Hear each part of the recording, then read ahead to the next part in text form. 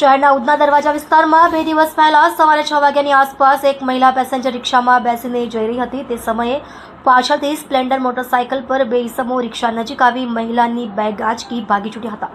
Chain snatching અંગે ખટોદરા પોલીસે ગુનો નોંધી ટેકનિકલ સર્વેલન્સ અને ખાનગી બાતમીદારોની મદદથી 2 રીઢા આરોપીને પકડી લેવામાં સફળતા મળી હતી।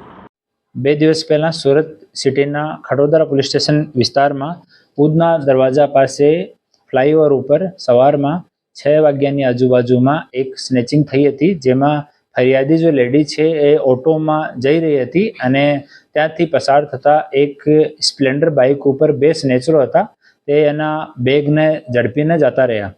એના પછી ખટોદરા પોલીસ સ્ટેશનનો ડી સ્ટાફ સીસીટીવી ફૂટેજના આધાર પર અને હ્યુમન ઇન્ટેલિજન્સના આધાર પર બંને આરોપીઓને ઝડપી પડ્યા અને એના કબજામાંથી તમામ મુદ્દામાલ, જેમાં સોનાના સિક્કા, ચાંદીના સિક્કા, ડાયમંડની બંગડી, સોનાની અંગૂઠી, ડાયમંડની અંગૂઠી, બ્રેસલેટ, ચાંદીના સિક્કા, પગના મીટલા, ધાતુના સિક્કા અને મોબાઈલ એ મળી 5,74,360 રૂપિયાનો ટોટલ મુદ્દામાલ છે રિકવર કરવામાં આવ્યો છે અને આરોપી પાસે બીજા 3 મોબાઈલ પણ મળ્યા હતા।